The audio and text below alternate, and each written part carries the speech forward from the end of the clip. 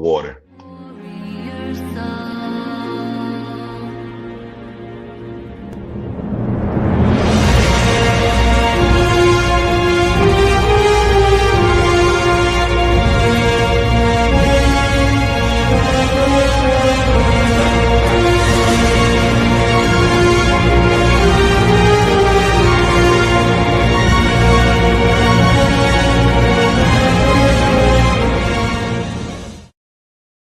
Is a test of the emergency broadcast system.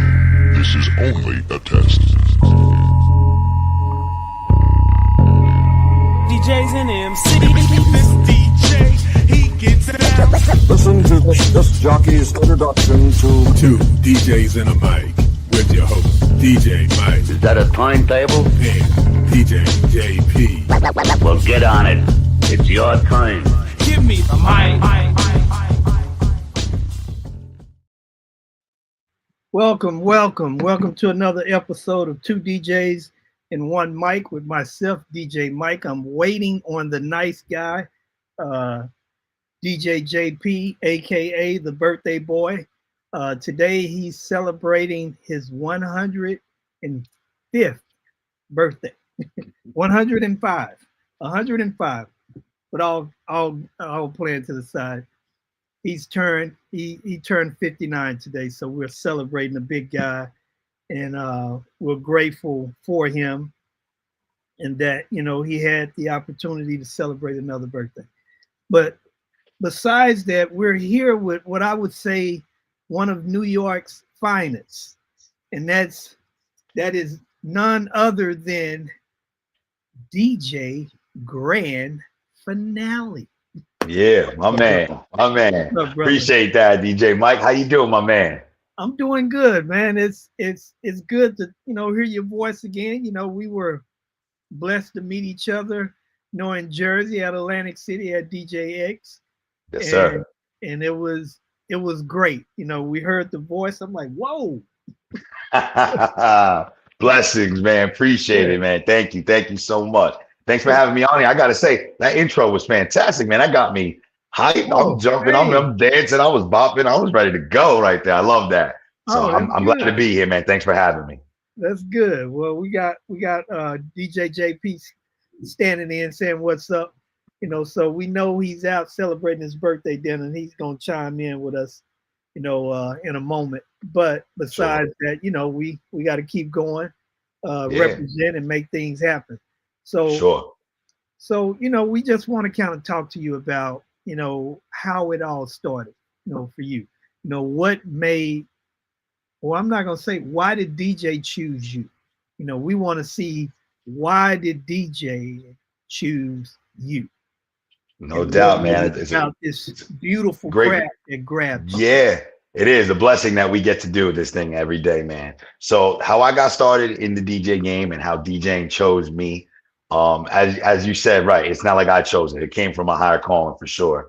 So my father was a DJ. That's how it all started. My father was a DJ back in the 80s in Brooklyn, where we're originally from. So he had a little taste of it, and he did it for a few years there, here and there and whatnot. And then, when I was born and my brother were born and stuff like that, he had a job and he kind of got away from it a bit, but it was always there, and it was always definitely like in the back of his mind for sure. So that when I, became of age, when I turned 15, that's what kind of inspired it. My dad had kind of saw the talent in me, kind of saw the potential in me. And he was the one that pushed me to say, I think you could really do something amazing with your voice, your personality, your energy, and put that into the DJing business, into the music business. And the rest, as they say, is history. So let me ask you this, having the voice. So when you were a kid, what type of effects did you see that your voice had on people? Well, that's funny. The first way I'm going to answer that is in a negative way. So I used to talk a lot in school, and because I kind of had an instinctive voice at a young age, it was very clear to the teachers who it was in the back that was messing around and talking during the lesson. So that's kind of the first time that I realized at a really young age that my voice was different and that it was unique. It was honestly was getting in trouble in school because they would always know, hey, Torres, pipe down. We can hear you back here. And I'm thinking I'm whispering, but you know what I mean? But my voice is carrying. So at a young age, I kind of realized that my voice was unique. And then by the time I got to be a teenager, it kind of was, even, developing even further. And I saw how it affected people because I was an athlete. I played sports as a kid and a teenager and even in college. So on the ball field, I could see how my voice really affected people. So it was really young in school and in sports that I noticed that. And then it was just a matter of time before, again, getting inspired to start DJing and kind of putting that into who I was as a person, who I was as a DJ and as a business person as well. Okay, so were you a shy kid when you grew up, or were you just always outspoken? Yes, no, sir. I was never shy a day in my life, I don't think. I was always very outspoken, even before preschool, kindergarten. I know my mom has some funny stories about me just like, all right, I'm good, mom, see you later, and just ready to go make friends and ready to mix it up and get in there. So I kind of was blessed with that part of my personality where, I wasn't nervous or shy in that way. I was always looking to connect with people, honestly, even from a very young age. I enjoyed that. And I kind of always looked forward to that, even as a kid, just going to school, because I got to see my friends or I got to see people and I got to talk and interact with people that I wouldn't normally see at home. So it was a fun thing for me. I enjoyed going to school. I enjoyed seeing people and talking to people and stuff like that, even at a very young age. That's good. So you said that dad was a DJ. Yes, so sir. How did the influence get to you? Did dad take you on gigs with him? Did you play with the equipment? How did that get you? So a couple of different ways. So going on gigs with my father, no, I never got a chance to do that. I think by the time I was old enough, he kind of put that behind or to the side, and he was focusing on his career and raising us and things like that. So it was a little bit more of like a hobby at that point, I'd say. The equipment, though, yes, the first time I ever saw turntables or put my hands on turntables was because of my father, and it was Run DMC records. Like that, my dad was a big Run DMC fan. Like I said, in the 80s in Brooklyn, Queens, in that area where he grew up, that was everything. So yes, definitely, again, at a young age, I was able to see turntables and see what that was and know what music equipment was, knew what a cassette was, a CD, things like that, again, at a young age. And then the first time I actually put my hands on records and stuff like that was Run DMC. I think it was Walk This Way. So he was able to influence me that and showing me his music, and like, oh, this was the music that I rocked to, and I used to DJ parties with this stuff, and I grasped it. You know what I mean? Right from the jump, I was like, oh, I like this. I love this. Actually, let's go. So where did the voice come from? Is there anybody else in the family with that voice? Man, the only place I can honestly say it came from is up above, man. It's a gift. We have no idea. I have no idea where it came from. I mean, my father does have a distinctive voice, but it's nowhere, in comparison to mine at this point. I think I just, again, from a really young age, it kind of changed and developed in it. And I just think that I truly think that I have a purpose here. And it was my purpose I was given this voice so I can speak, so I can communicate to people, so I can touch people and impact people in a certain way. I do truly believe that. And so whatever you believe in came from up above. And it's my gift. And I feel it's my pride to give my gift and use it as much as I can to help people. That's beautiful. Thank you, okay, man. So who was your biggest influence in the industry outside of your dad? Now, I know your dad had an influence on you. Who you would say was your other biggest influence? I connected with a lot of DJs from that era, I think. So like Run DMC, I mentioned, Jam Master Jay was definitely the first DJ that I looked to. And I was just amazed by. Like, I would watch videos of him doing tricks and routines and stuff like that. Or I'd watch music videos of Run DMC, doing their thing. And I'd see Jam Master Jay in the back, and he's just going in, and the style and the swag. So he was definitely the first. That he was the man, the showman. You know what I mean? He was you know, one of the greatest of all time, and we Oh miss yeah, him. I never rest got a in peace. chance. Yeah, You know, obviously, we never got a chance to cross paths because he passed away at a young age, and by the time I was already doing this was kind of before that. But somebody like that who has impacted me and still impacts me to this day, you know what I mean? Would definitely be Jam Master Jay. And then other DJs from that era, like Kid Capri. DJ Kid Capri is a huge influence on me for two reasons. Number one, because of the voice. He was the first DJ that I really saw like using his voice and his presence to impact people as opposed to just spinning records. There was plenty of DJs that were back from that time that could do it with their hands, but he could do it with his hands and he could do it with his voice. And you know, when he got on the mic, that Kid Capri, like everyone stopped and listened. And I recognized that at a really, really young age. And then actually early on in my career, I was maybe 18 or 19, I got a chance to work with him and meet him. And I hosted a DJ battle and he was the headlining performer at. So we got a chance to meet and I got to talk with him and, you know, tell him that like, hey, I'm a DJ. I'm just getting started with this thing a couple years now, but you're a big influence on me. And we've met a few times over the years that our paths have crossed. And I always remind him that he's definitely a huge influence on me. that's cool. That's Yeah, you know, and I think you know when you look at that, people really don't know the effect that they may have had on us. You know, and there are so many times that we don't get the opportunity to really share that with. And sometimes we feel ashamed to even say that because our ego may get in the way. You know, sure. we may feel like it makes us look lesser than a man or something. But Yeah, you know, it's a beautiful thing, man, to have that opportunity to actually work with someone that you admire and that had an influence on you as a DJ. for sure. For Yeah, sure. And I love I've had that chance, you know, quite a lot in my career. I've been very, very blessed and lucky too. And to your point about not being scared or get ego in the way of that, man, I've always tried to make sure for those ones that really mean something to me, that impact me, I do my best to let them know that and just, you know, hey man, I know you hear this all the time, but I really appreciate everything you've done, man. It's really inspired me in a lot of ways. And it goes a long way when you talk to people in that way, for sure. Oh man, it's a great thing. A couple of years ago, I had the opportunity, me and Jeff, to sit down with Cuban, you know, and I had the opportunity to really talk with him because I really love, you know, his style and what he brought to the industry. You know, Sure. it meant a whole lot to me. So having that opportunity to interview him and then have conversations outside of that, oh, it was wonderful. It was Yeah. wonderful. Awesome. It was, That's awesome. Cubert's one of the greatest, for oh yeah, sure. No doubt. yeah, it was great. How you doing, Cal? How you doing, Keith, out of Canada?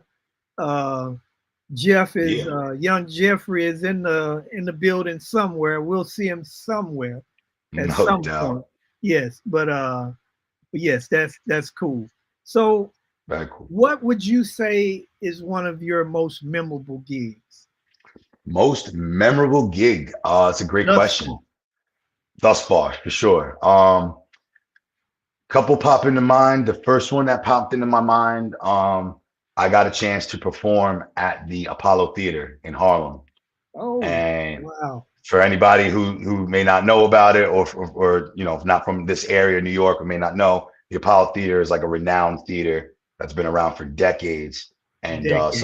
some of the greatest of the greats have all performed there. And they had a show back in the day called Showtime at the Apollo, which was very Yeah, famous and very yeah. popular at a certain time. So yeah, getting a chance to rub the stump, kiss the stump, and getting to Wow. perform on that stage in front of thousands of people, certainly one of the ones that are on the top of the list by far. What a day, what an amazing day that was. What were you nervous in the No, beginning? I wasn't nervous. I've been asked that one before about this night. I don't know. I mean, I get excited, man. I don't feel very nervous often. I feel very excited. I feel very blessed when I'm in those kinds of situations. I'm very good at kind of like living and like being in the moment. Okay. So I'll give you an example. So in the green room at the Apollo, right? We get there super early, and you got to do a sound check, and you meet the other artists and some of the other performers, and you meet the band that you're going to be playing with and all that stuff. So you're there all day. It's a whole day process. By the time showtime's at night, 7, 8 o'clock or whatever it is. So throughout that process in the green room, they're showing clips and videos of past legends performing at the Apollo. So you're literally sitting backstage in the green room with other performers and artists, and there's James Brown, and there's Michael Jackson, and there's Steve Harvey and Cedric the Entertainer, and just the best music and comedians and dancers and that you've ever seen and heard of. And they're on that same stage that you're about to walk out to. So I was just sitting there and just like looking around, like over my shoulders to my boys who I'm performing with, just like, man, we are blessed, huh? Isn't this a blessing that we get to do this? So it's just that one for sure sticks out in my mind. Definitely by far one of the most memorable of my life.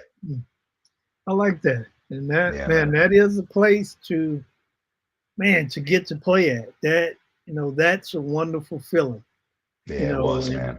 And for those of us that are old enough to remember, the Apollo, that's huge. Yeah, that's man. huge. I'm grateful that you had that opportunity. And Yeah, then being from New York, that's one to put on, on your shoulders. Like, thank you. Yeah, I got that one. It was, man. It was. It's a proud moment for me and my career, and for my boys, L Squad, who we performed with. Was definitely a moment that marked all of our careers that day. And it still inspires like songs and performances that we do today. You know what I mean? Like in a lot of ways, it sure was a wonderful experience. So very blessed, very blessed. So I went past the question that I always like to ask, and forgive me for that. So for those that have just joined or somewhere along those lines, we're sitting here with DJ Grand Finale. So the question is, how did you get that name? And the weight that comes with the meaning of that. How did all of that come about? Great question. I appreciate it, Mike. Again, man, you're good at this, brother, man. So Grand Finale, the story of Grand Finale and of DJ Grand Finale. So when I was 15, that's when I first started DJing the company. My father, again, as the story goes, my father inspired me, pushed me, and we went to the music store, bought a bunch of equipment, and that was my first set of DJ equipment. So I knew that I wanted to name my company, even at 15 years old. My first company I ever started was called Grand Finale Productions. And the reason Grand Finale had stuck with me was because up to that point, 15 years old, that was a word or a phrase that meant something big was going to happen to me, right? So like the grand finale, I would think of like fireworks, right? Like on the 4th of July, they would be like, oh, here comes the grand finale. And then the fireworks, bah, bah, bah, bah, bah, bah, right? Like that was the most fun and exciting part for me. Same with like a band or an orchestra, or right, you go to see a show. It's like, here's the grand finale, and they bring all the people out on stage, and all the performers do the curtsy and the bow. It's like that meant a lot to me. And so I knew when I talked to my dad about it, I said, well, I think Grand Finale Productions sounds like we do epic stuff. You know what I'm saying? Like that's what was the first indicator. So I actually started out as DJ Grand. It was just DJ Grand, not Grand Finale. So I was DJ Grand of Grand Finale Productions. And then there was a moment in time a couple years later where I mentioned I played baseball, I played sports, where I toyed with DJ Grand Slam for a while, for a quick minute. DJ Grand Slam. And then I don't know, it just didn't sit quite well. I loved it, and then I decided, instead of going back to DJ Grand, that I would just take on the full moniker of Grand Finale. And it's been like that ever since. And it hasn't let you down, I would assume. No, it has not. Not yet. So I think ultimately I made the right decision for sure. So let me ask you this, follow up to that. Sure. Do you feel like by taking on a name with such a meaning that it puts more responsibility on you? And do you feel pressured by the name? Great question again. Do I feel the responsibility? Yes. Like I said, I think I recognize at a young age, my voice and my personality, my energy was meant for a higher purpose. So I think that comes with that name, with Grand Finale, and with that kind of reputation. Certainly that responsibility is felt, and it's part of, again, what inspires me and what pushes me to get up and do what I do every single day. Again, do I feel pressure or nervous or anything like that? I don't. I feel like it's what I'm meant to do more than anything else. I feel so in a weird way, I feel most comfortable being Grand Finale, being a performer, being a DJ, because I truly feel like that was what my ultimate purpose is. So the responsibility, the weight of that, for sure, I recognize and understand that with a name like this and, you know, the reputation I've built up to myself so far, it's a lot to live up to. But in no way do I feel nervous or pressure about it. I actually feel a place of comfort and a sense of being within myself, that this is who I am and this is what I've always meant to do. So that brings me a lot of pride and joy, I would say, coming from that place. I like that. So for me, it just sounds like, you know, and, you know, summarizing, you know, what I get out of that. It sounds like you're honestly doing something that not only do you love, but you feel like it's your purpose, that you're operating within your purpose. And with those two factors, it removes any form of nervousness or just, you know, just feeling like you're out of place or any of that. It actually gives joy, and you feel honored to be in the situation that you're in. Yes, that's a great way of putting it. I do. Yeah. That I like how you put that. I do. I feel honored to be in this position. Now, I don't feel pressure or nervous. I actually feel honored that this name and this voice was given to me. And like I said, I feel like I didn't choose it. It was chosen to me. I feel honored and blessed that I was put in that position, and very confident in the fact that I know what my calling and my purpose is in life. Great. So Yeah. moving right along, brother. I love the answers. Thank you. I love the questions, man. Mike, fantastic, man. Yeah, I really feel like we're getting really to know you, you know, and what makes you operate. So, for sure. So in building the company, you know, what challenges did you face, you know, while building your brand? Was there anything that, you know, kind of that was hard for you? For sure. I mean, yeah, there's plenty of challenges, and I think any business owner or anybody who's in the arts or anything of that way that feels passionate about something, you're certainly going to face challenges along the way. I think some challenges that we all face, I know personally, I'll say I felt a challenge. Actually, I feel challenged when it comes to social media. I think that's one of my biggest challenges, even still to this day. I think marketing and adapting to social media and the way that the world works now and how social media works, for me personally, was a challenge and still is a challenge. Probably still the biggest challenge that I face to this day. And the thing behind that is that I'm a people person, and I'm very, very comfortable talking with people like yourself, and in person. I have this energy and this personality about myself. But for some reason, when the phone's in my hand or when the phone's there, it's almost like a blockade. It's almost like a barrier between me and the people. Excuse me. No, you good. I don't know if you lost me. Did I lose you there for a second? Am I here? No, I'm sorry about that. Yeah. So that's something that I still work on to this day is my social media presence and how I market myself and my brand is something that we still continuously work. And the way social media works, there's new trends and new things happening every single day. So staying up with that kind of stuff is that's the job. There you go. That's the great way of putting it. Like, that's the work that is this business. Truthfully, the performances, like getting gigs or making connections or building like all of that stuff is what naturally has come easy to me. And that's the foundation of a business, right? Is building relationships and those connections that you make, and being able to perform at a high level and to, meet people's expectations, right? Like I said, it's reputation that comes with all of this. All of that stuff to me has been much easier than the screen or the phone, or putting what we do and showing everybody what we do and putting it online. That there I face more challenges than anything else, honestly.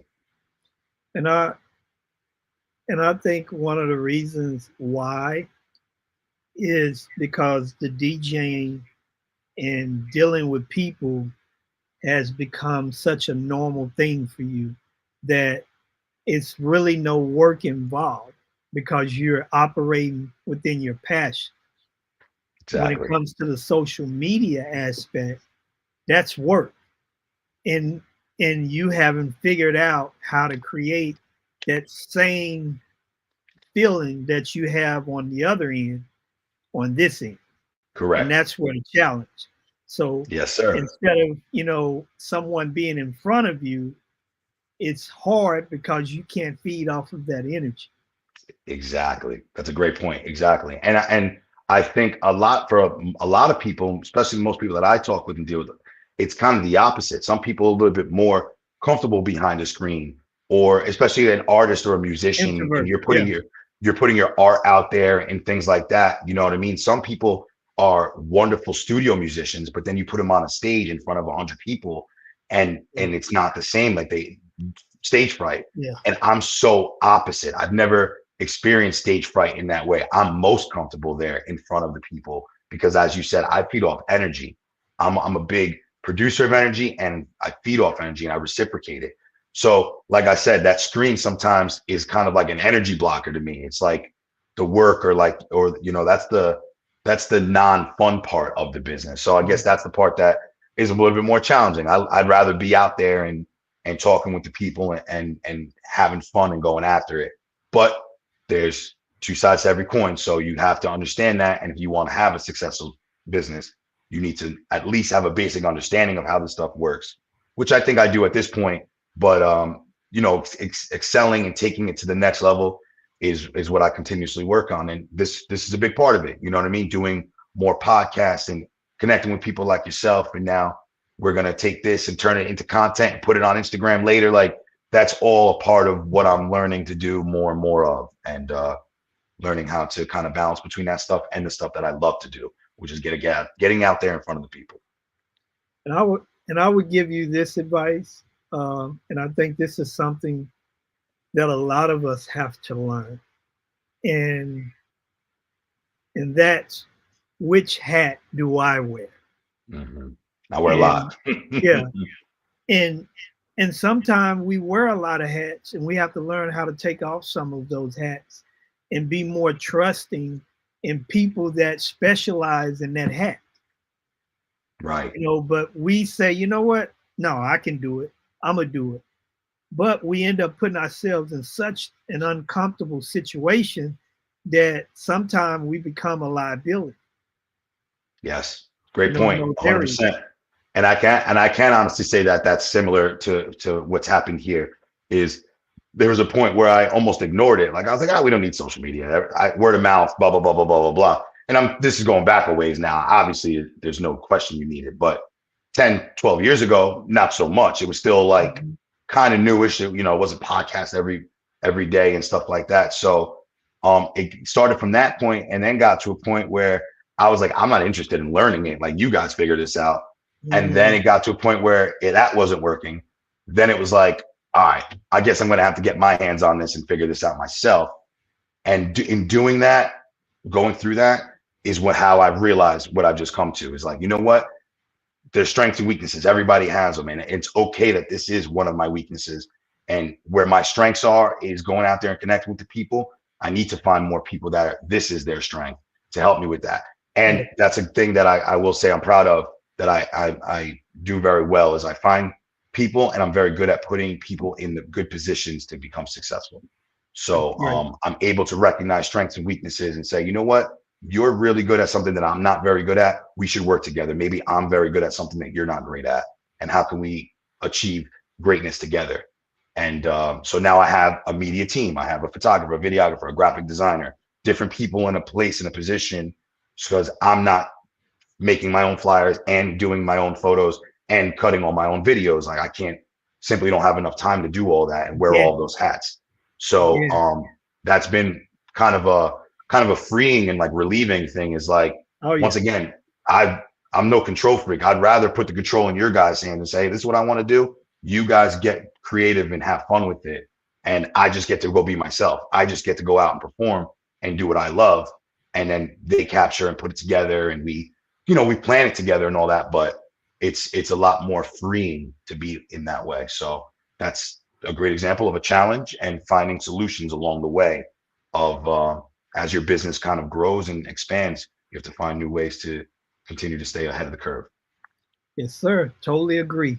Yeah, so how do you stay creative in such a competitive industry? Because there are so many DJs and there are so many people that just decide, you know what, I want to be a DJ. Yeah, sure. And they just go out there and buy some equipment and they're out there working. Yep, so here they are. How do you keep that competitive edge?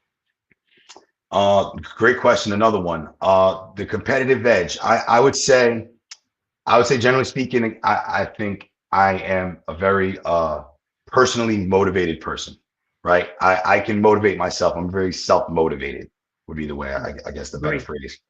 So I guess I don't look at competition or I don't look at another DJ company or another guy online and say like, oh, what he's doing, oh, I can do that better. I never, you know what I mean? I don't have those types of feelings. Truthfully, I like to be myself and I get better results just being myself instead of trying to keep up with the Joneses, per se. Where it comes in the creative side of that, right? The creative side versus the competitive side. So creatively speaking, I grab inspiration from many different places. So now I'm not just a DJ either. Like I also do voice work. I'm an MC. I mentioned performing and, writing and producing my own music. I have other outlets of music and performing and voice acting and other outlets of mine that all kind of feed into my passion. So that's definitely how I stay creative because I'm definitely a person where there's, let me say it like this. There's plenty of DJs out there that they're wedding DJs and every weekend they're booked with multiple weddings and they make a wonderful living and they love doing weddings and that's fantastic. But if I had to do a wedding every single day and every single weekend, every month, I wouldn't enjoy that. I like this week I got a wedding. Next week I have a nightclub. The week after I'm doing a local bar. The week after that I'm doing a community event in my with an organization, a not-for-profit. So I work with a lot of different people and do a lot of different style events. I think that's what kind of keeps me creative, along with my other outlets. And again, just being myself. I really don't look to competition. Just being myself and having fun in all that I do certainly attracts people to my brand and to our company. And we get a lot of opportunities just based off of that as well. You said something interesting for me. Okay. And you said if you do a wedding every week, that it's not good for you. And that resonates with me because I can't play for the same crowd week in and week out. Right. And the reason being is because at that point, I'm getting nothing out of it. And I get bored because for me, it's more so the challenge of finding the crowd and getting them to have a good time. And that's the high for me. And if I'm doing the same thing over and over again, I get bored. And when I get bored, I'm not focused. And when I'm not focused, I'm not doing a good job. There it is. So agreed. So that resonated with me because I feel that way. I don't know if it's for the same reasons, but I would almost say that it's somewhere along those lines for you. No, totally. And I do think it is exactly that. I'm glad that resonated with you. And again, I've spoke with many other DJs and they love doing weddings and they couldn't even fathom or imagine doing nightclubs and being up till 3 o'clock in the morning. Oh, that sounds horrible. And I'm no problem. That's, you know what? That's great. If it works for you and you enjoy it and it pays the bills, absolutely, like, then do that. But again, like you said, Mike, we kind of come from in that same boat where if I'm doing that and it's week in and week out and I'm playing Earth, Wind and Fire again, and it gets kind of routine, and you know what I mean? I kind of lose focus a little bit, or I lose that fire which really excites me, which is new opportunities. I'm always looking for the next or the new opportunity. And not to say that each bride and groom or each client is a new person or a new opportunity to work with, but I like to switch things up. I like to have my monthly calendar to be very well balanced, where I sprinkle in a couple weddings, might even do a couple sweet 16s or quinceañeras or even a mitzvah here and there, just to kind of get something with a younger crowd, something weddings. And then I like my nightclubs, my bars that I mix in. I have my local places, and then I travel to doing places as well. So that's another thing. I like to travel and DJ.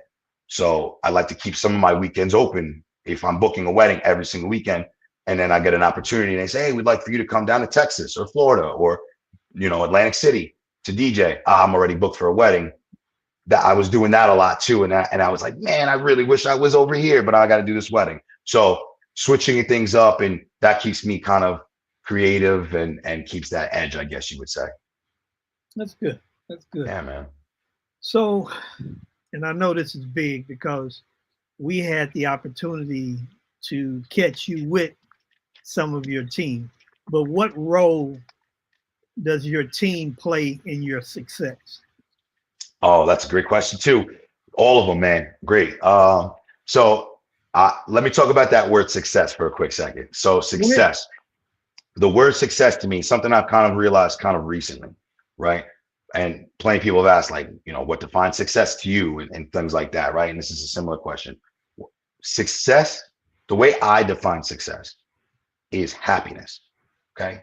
If you're happy, you're successful. You may think that successful is what your bank account looks like, or they may think because you have a nice house or a nice car that that's what success is, or you got, money in the bank. But if you're happy, isn't that success? Aren't you successful? You could have a guy who works a 9 to 5, who goes to work every single day and has a family and comes home to his family, and they live well and they're okay. And if they're happy, and if that's how they want to live and that's what's good for them, then they're successful. They're no different than an entrepreneur or a business owner who's a millionaire, billionaire, who has a yacht and a boat and all this other kind of stuff. So that's something I've really been grappling with is what is success? What defines success? And to me, it's happiness. So by saying that, I say, what role does your team play in your success? My team plays a huge role in my success. Why? Because they help me be happy. Let me break that down in a few different ways. My team is there to have my back when I need help on an event. So I don't have to do it all by myself, or I'm there lugging stuff, or a 4-hour gig turns into a 6-7 hour event because of it all, right? They're there to have my back when I need them. They're there to cover me when I need them. If I can't make an event, or I'm already booked, or I need to spend time with my family, they're there. You know what I mean? So they're contributing to my success all the time, whether it's in the business or personal. They're a huge part of my life, of my career, and of my success.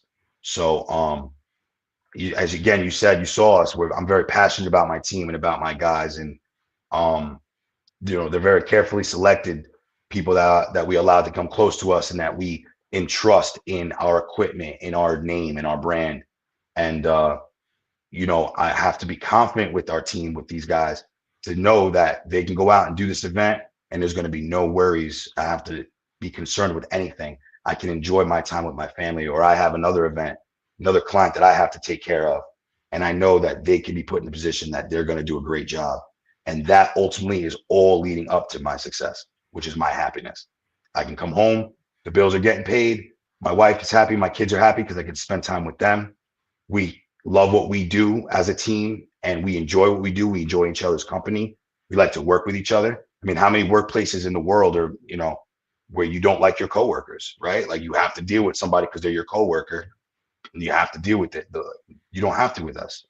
We're a family. You know what I mean? We're a close-knit group of guys that all really care about each other, and all have, all like-minded, and all have common goals. So we're constantly all contributing to our own success and our own happiness in that way.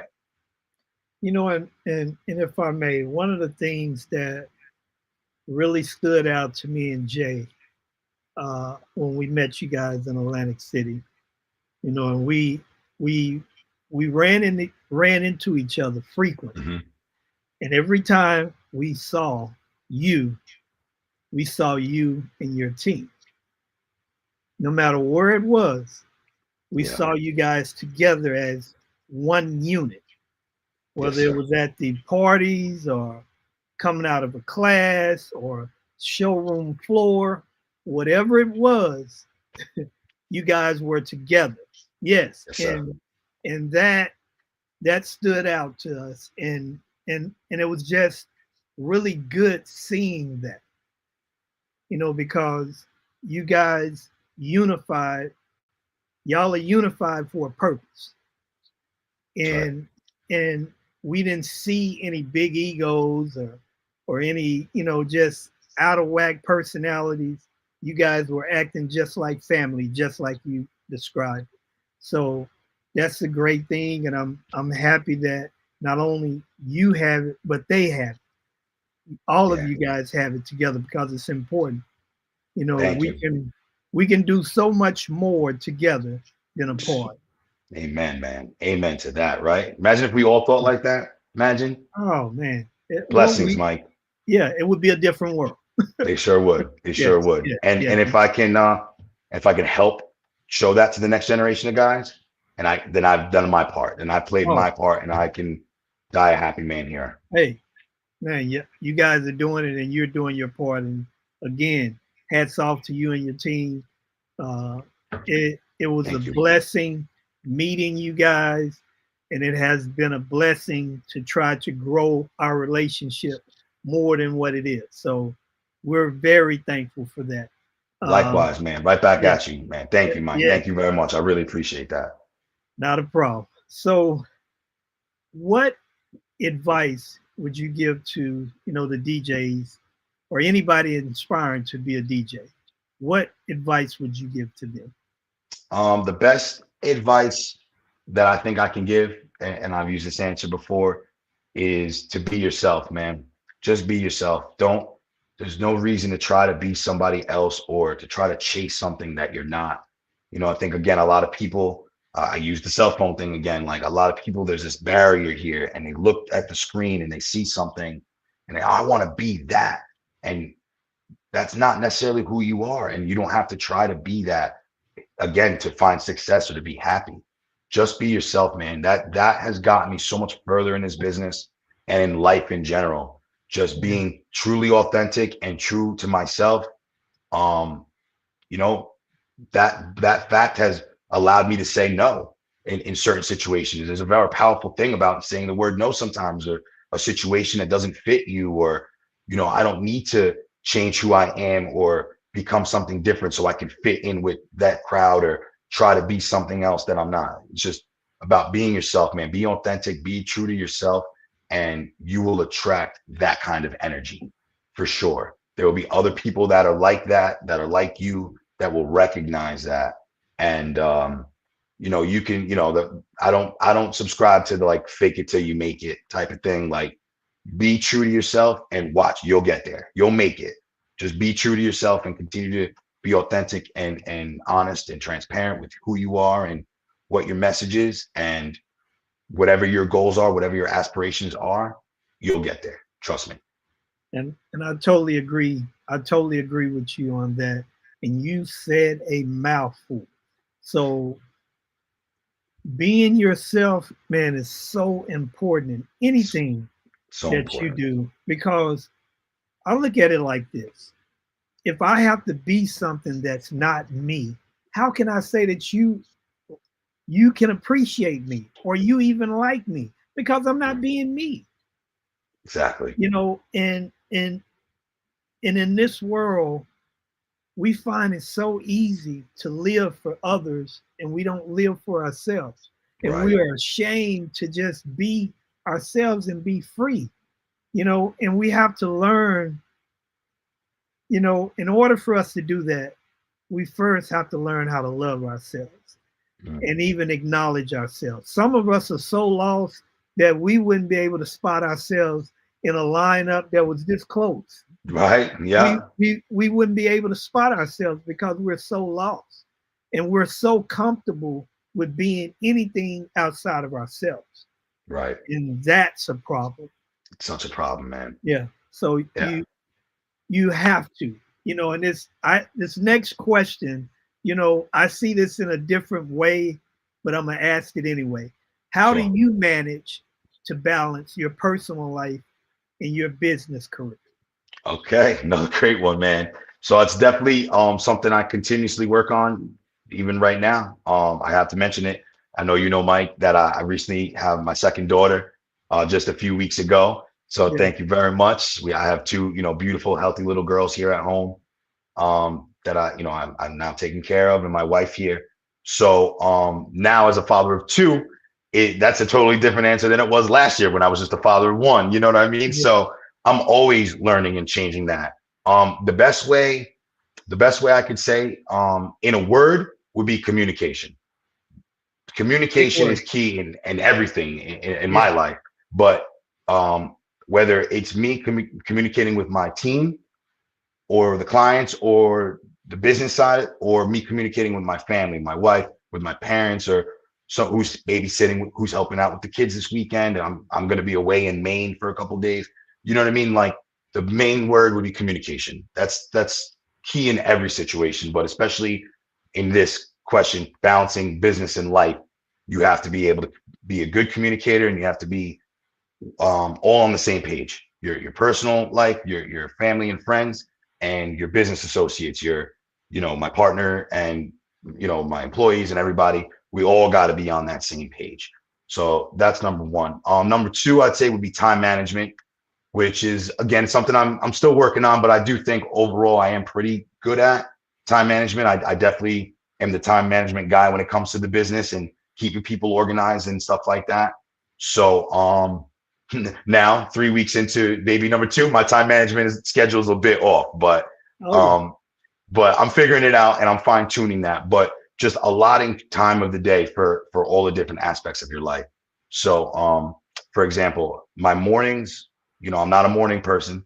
I'm a DJ. I'm a night owl, right? So my mornings, I try not to do anything too intense, like intellectually, or to do like any big business meetings or anything like that. I don't really do that in the mornings. Like, I keep my mornings for my family.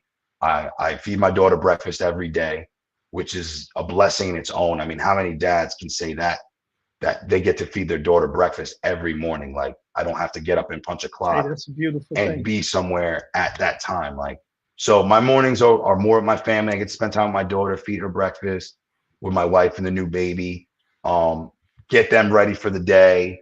And then by the afternoon, then I can kind of lock a little bit more in, and I can dial in on some business calls or some follow-ups that I have to make, whether it's with the bride and groom for an upcoming wedding, or it's the manager of a new restaurant and bar that we're going to be working at.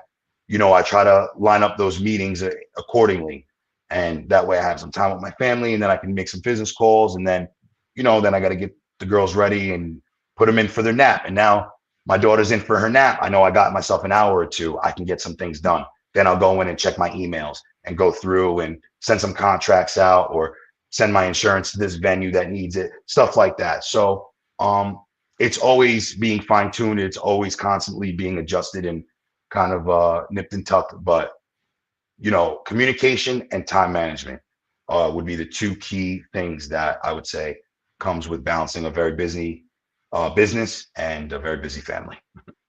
And that's awesome. And I'll say I love. How you doing, young Jeffrey? Happy birthday. Hello, to you. sir. How y'all doing? What's up? It's the voice. How you doing, brother?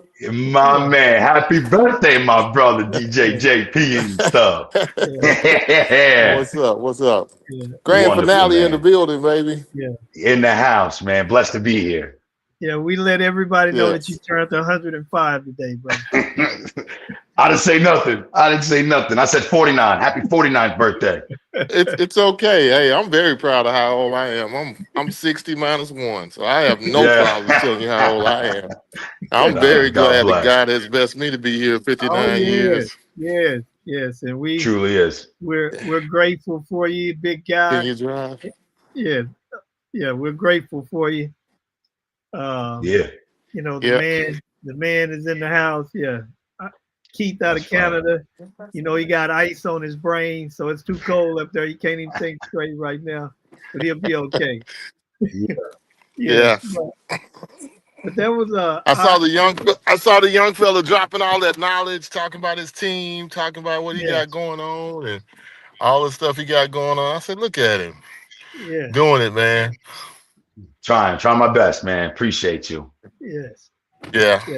That's a good thing. So But go ahead. I didn't mean to interrupt. Where y'all at in you're the program? good. You good, baby? Hey, I'm on with you guys, man. Where was dinner? How was dinner? Where we going? Where's the after party at right now? No, he didn't. Oh no, we don't do that. Yeah. No, You gotta call Grand Finale and the party never stops. We'll host your next one. 60th next year, my man. That'll be a big one. Let's go. Yeah, you gotta have a party next year. Yeah, we gotta have a party on the 60th. Yeah, man. Maybe we fly out. Maybe we make a little appearance for that one. That'd be big. Oh yeah. For sure. So let me ask you this here. So what's next for you in your team?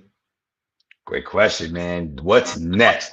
I love that question. What's next? And I'm always excited to knock off the next goal and then what's next? I'm that guy, man. We accomplished one thing. Awesome. What's next? So what's next? 2025 is going to be very, very busy. We have a lot of growing and expanding to do. Our team is constantly growing. More and more people want to be involved and want to be a part of what we're doing, and we're welcoming any and all that will want to join this movement. So in this next year, we'll be growing and adding some more people to our team. We have a good core group of guys who you met, and then we have a few guys that are on the outliers of that are also, maybe not a direct part of our team, but definitely assist in our help, and they are a part of our team in that way. So just continually growing and expanding the name, the brand, the reach. We're gonna be doing a lot more traveling this year. I mentioned that to you earlier today.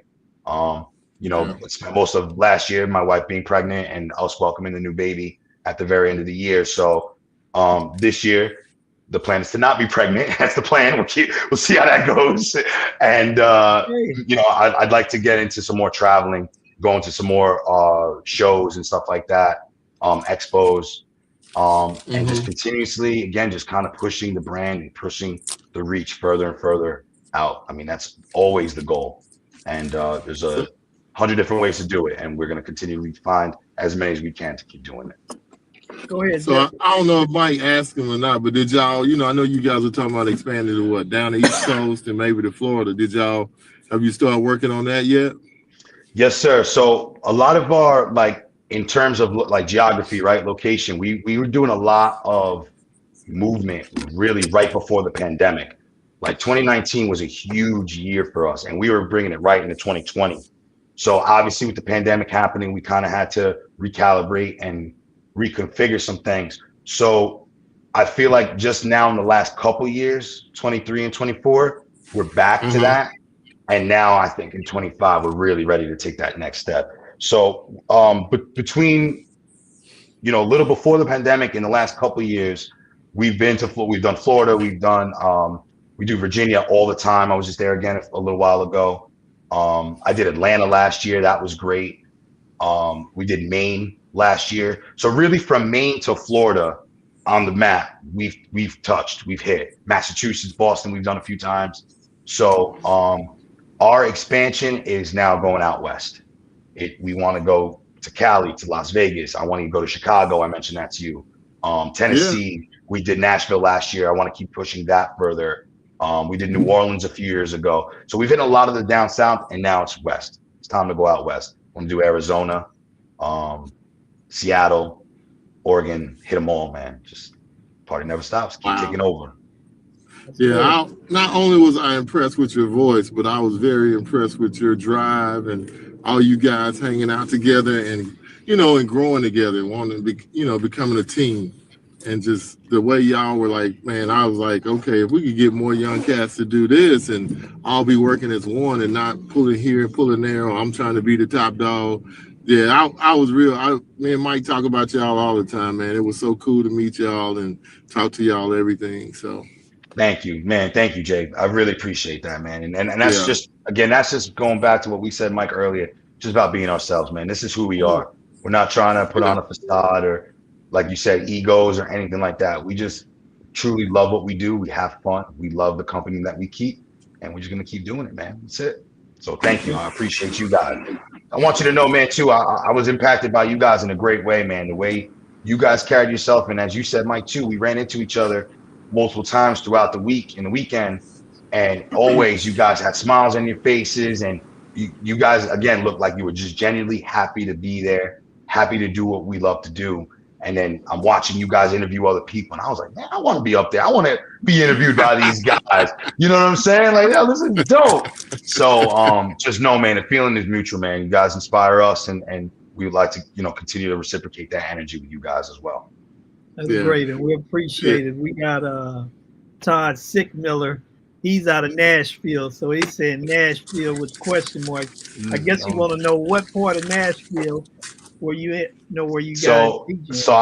So last year I went to Nashville on my bachelor party, as a matter of fact. That got crazy. That got a little bit crazy, but we made some connects out there. And man, there's this spot. I gotta look it up now. I feel like I can't even remember the name of it. It's like a popular brand. It's not like Barstool, but it's kind of like Barstool. It's like I don't remember, something Friday, maybe Almost Friday or something like that, or like the weekend, something like that. Is we found ourselves in this place, but yeah, again, I'm out there celebrating my bachelor party. Next thing you know, there's a microphone being handed to me. It's like, hands up, we celebrate, come on, like, you know what I mean? It's like, wow. Always ready, man. You gotta always be ready for when that microphone comes over. So, Well, Todd is the king of onesies, so Todd may get you a onesie on the next interview. Okay. All right, Todd. I see you, Todd. I'll double down on that. Let's go. I'll see what you got, man. Do the onesie challenge here. Oh yeah, Todd is on. Yeah. Appreciate you, Todd.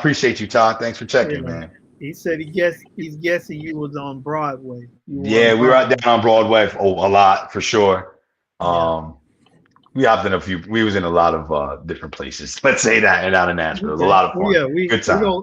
We're gonna leave what no one knows alone. Yeah, that's right. Right. What happens there stays, right? Yeah, we're gonna leave it there. So, yes, indeed. So this is my last question outside of something that Jeff may want to ask. Sure. So how do you think the DJ industry has evolved since you first started?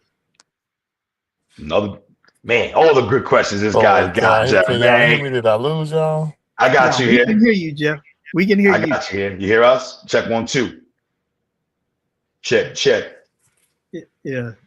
Oh, he might have lost us. All right, no problem. So, the DJ industry. All right, I'm very proud to say that next month, actually February, I will be celebrating 20 years in this business. Oh, official 20 years. I'm very happy and very proud of that. So as I mentioned, I started this when I was 15. I'm 35 now. So I have some perspective. I have 2 decades in this business and in this industry. So I have seen it change a lot. Firsthand, just like the equipment wise, when I first started in the early 2000s, I started on turntables. Again, that's what my dad had from the 80s, right? So my first DJ lesson ever was on a turntable, right? That alone right there is completely different. We give DJ lessons all the time, and new up and coming trainees and stuff like that. We're not starting on turntables. We're starting on a controller, right? So there's number one right there, just from day one of me DJing to yesterday of me DJing. Totally different, the equipment. I've seen it go from the records to CDs. I was doing the CDJ thing for a while. Then it's Serato and the laptops, virtual DJ and all that stuff came about. So, and now that's pretty much the norm, whether it's Tractor or Record Box, Serato, or what have you. So, I would say like the technology, the equipment and the technology, I would say probably is the biggest thing that stands out to me that has changed along the way. I would say what hasn't changed is that hard work and talent still pays off. I would say that. The young fella's always dropping the heat, man. He drops the heat. I would say I appreciate you, Jay. I appreciate your fellow comment too, man. I appreciate you. But that's for sure in 20 years, that has not changed. And I just would like you to expound on that a little bit. So, again, I've mentioned this throughout this interview about adapting to so many different things, whether it's technology, whether it's equipment, social media. When I first started, Facebook wasn't a thing. Like there was maybe MySpace was a thing, maybe in the early to mid 2000s, but it wasn't popular, or it certainly wasn't popular for business or for DJs or the arts per se. So, all of those things have changed, and all of those things we've had to adapt to, right? And that may be a challenge, and that may be difficult in its own. But if you are willing to put in the work, if you're determined, if you're inspired, and you're talented, and you have a talent, you recognize it, and you're willing to work on your craft and not have an ego or not think, oh, I'm the best, I don't have to. If you're willing to put the work in and continuously do that, then you're still going to be successful. It doesn't matter if you're DJing on turntables or controllers or CDJs or cassette tapes. It does not matter. Ultimately, that's what's going to win out. So through all the different things that have changed in 20 years, like I mentioned, equipment, technology, social media, that is what the everlasting thing is that hard work, that determination. As long as you're willing to put that work in, work on your craft, work on yourself, be honest with yourself. Again, know what your strengths and your weaknesses are, and say, these are what I'm good at. This is what I need to work on. You got to be able to do stuff like that, man. And if you can do that, and you're talented, and you have some type of skill that is deemed valuable to people, then man, you can live the greatest life ever. You know what I'm saying? Like with those tools and with that kind of mentality, with that kind of mindset, you can achieve anything. So that would be the two sides of the coin, once again, of what has changed and evolved, and what will always remain the same. That hard work and talent, man, is going to pay off. Absolutely. I like that. You agree with that, Jay, or what? Hey, man, like I say, you speak the truth, brother. Equipment's gonna change, but the drive and the passion has to always remain the same. That's it, man. Amen. Yeah. It has to be there. I hate to say this in this way, but it's only the truth. There's only so much faking we can do before someone realizes that it's not real. And like I said earlier, man, too, right? I don't really subscribe to that fake until you make it stuff, man. I'm all about authenticity, man. I'm all about being yourself to the fullest. Like you said, man, you can only fake it for so long before people see through that. You gotta be yourself, work hard, be honest with yourself, and watch what kind of results you get, man. Watch what kind of happiness or success will come your way. And and to add to that, it's just so important. We're in a service, industry. We serve people. Yeah. So when it comes to that, we have to learn to be prideful about the work that we put forth. Have some pride in your work. And even if you're in a position or in a situation to where you're not where you want to be, work to get there. That's right. And we all go through it. I remember the first time trying to learn how to mix 2 songs. Man, it was so hard, and I wanted to quit.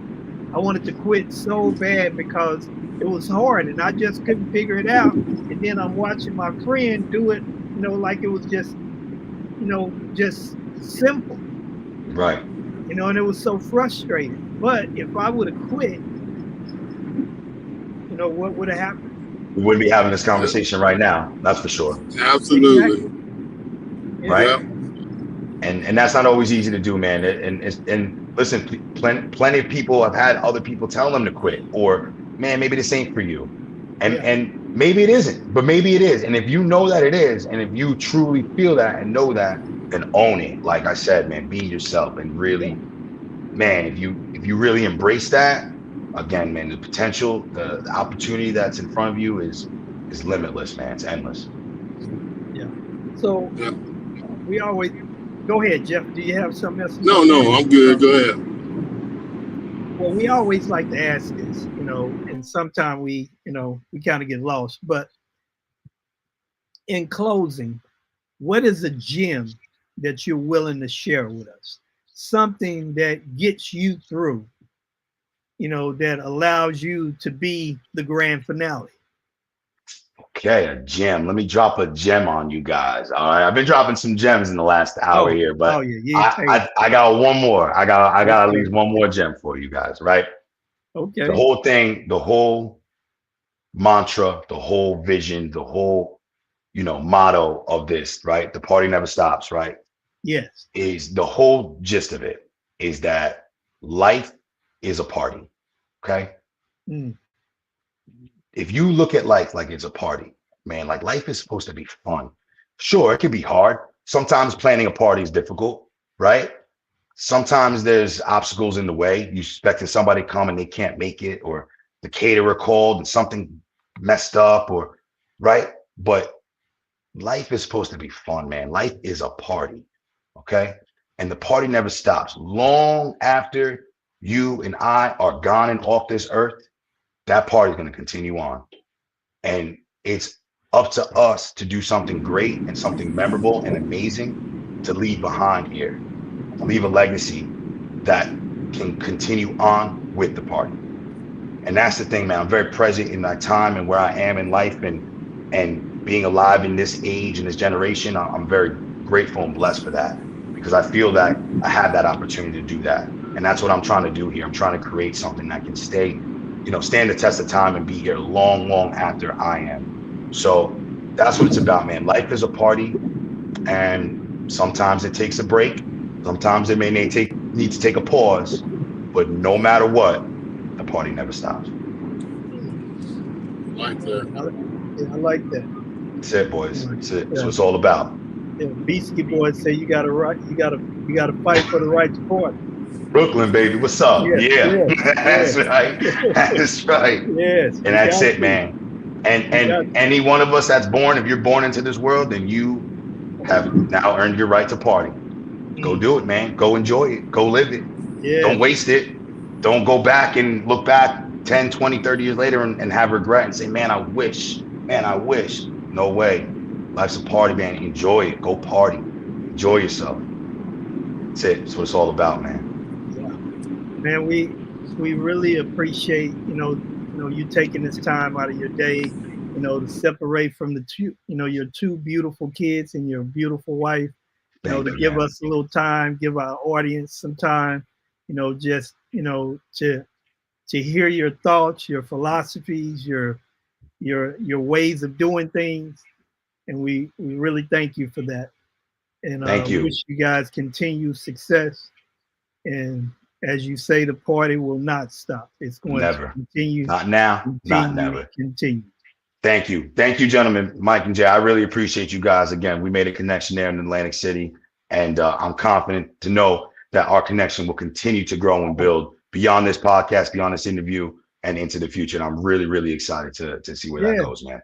Oh yes. You have, we don't have a choice. No, sir. We have to maintain the connection. That's have correct. to continue to push forward. So no, when we get to Atlantic City or whatever conference you guys are at and we're there together, hey, no. When we see each other next time, we got to go have dinner. We got to break bread. Yes. And do that. Yes. Because absolutely. We kept bumping into each other at these, some great parties at Atlantic City. Yeah, for sure. Great oh parties.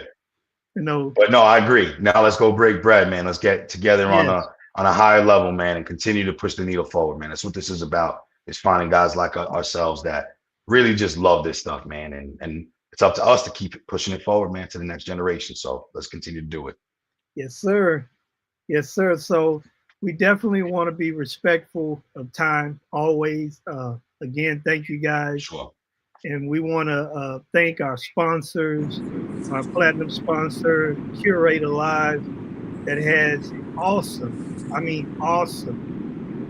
software for all of you guys that are doing 360s and photo booths. We want to thank EV, which is another beautiful line that has great products. We want to thank eStart. eStart is one of the best up-and-coming softwares that you can use as well for your parties, especially, for DJs. Check out eStart.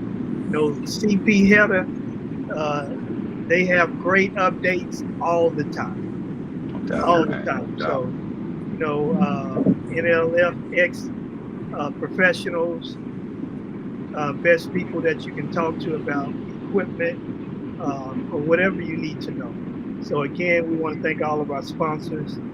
Thank our guest today, DJ Grand Finale, the only Grand Finale. If you see anybody else with that name, let us know so we can strip them of that name. Let's go, my man. I love you guys, man. Appreciate you. Thanks again for having me, man. I really enjoyed this time. I really had a lot of fun talking with you guys. No problem. Man. Until the next time, man, fellas. Yes. Enjoy your day, Jeffrey. Happy birthday, JP. Enjoy it, my brother. Yes. Yeah. Cake on us, Jeffrey. That's right. Yes. Blessings, guys. Thanks again. We'll see you guys next time, all right? All right. All right.